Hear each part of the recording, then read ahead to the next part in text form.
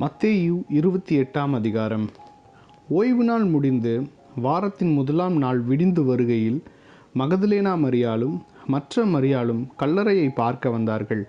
அப்பொழுது பூமி மிகவும் அதிரும்படி கர்த்தருடைய தூதன் வானத்திலிருந்து இறங்கி வந்து வாசலில் இருந்த கல்லை புரட்டி தள்ளி அதன் மேல் உட்கார்ந்தான். அவனுடைய ரூபம் மின்னலைப் போலவும் அவனுடைய வஸ்திரம் உறைந்த மலையைப் போல வெண்மையாகவும் இருந்தது. காவலர் அவனுக்கு பயந்ததினால் திடுக்கிட்டு செத்தவர்கள் போலானார்கள்.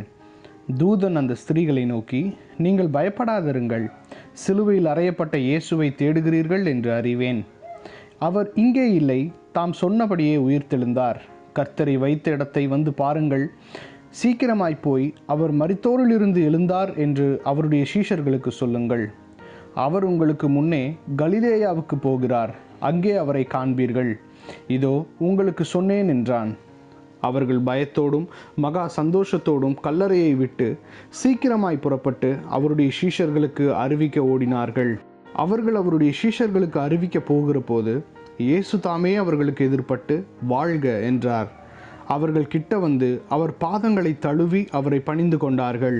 அப்பொழுது இயேசு அவர்களை நோக்கி, பயப்படாதிருங்கள், நீங்கள் போய் என் சகோதரர் கலிலேயாவுக்கு போகும்படி அவர்களுக்கு சொல்லுங்கள், அங்கே அவர்கள் என்னை காண்பார்கள் என்றார். அவர்கள் போகையில் காவல் சேவகரில் சிலர் நகரத்துக்குள்ளே வந்து நடந்த யாவையும் பிரதான ஆசாரியருக்கு அறிவித்தார்கள். இவர்கள் மூப்பரோடே கூடி வந்து ஆலோசனை பண்ணி சேவகருக்கு வேண்டிய பணத்தை கொடுத்து, நாங்கள் நித்திரை பண்ணுகையில் அவனுடைய சீஷர்கள் ராத்திரியிலே வந்து அவனை களவாய் கொண்டு போய் விட்டார்கள் என்று சொல்லுங்கள். இது தேசாதிபதிக்கு கேள்வியானால் நாங்கள் அவரை சம்மதப்படுத்தி உங்களை தப்புவிப்போம் என்றார்கள். அவர்கள் பணத்தை வாங்கி கொண்டு தங்களுக்கு போதிக்கப்பட்டபடியே செய்தார்கள். இந்த பேச்சு யூதருக்குள்ளே இந்நாள் வரைக்கும் பிரசித்தமாயிருக்கிறது. 11 சீஷர்களும் கலிலேயாவிலே இயேசு தங்களுக்கு குறித்திருந்த மலைக்கு போனார்கள். அங்கே அவர்கள் அவரை கண்டு பணிந்து கொண்டார்கள். சிலரோ சந்தேகப்பட்டார்கள்.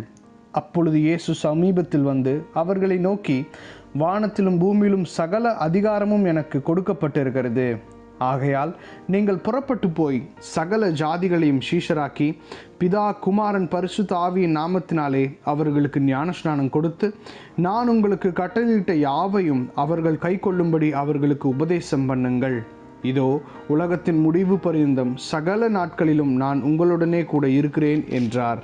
ஆமேன்.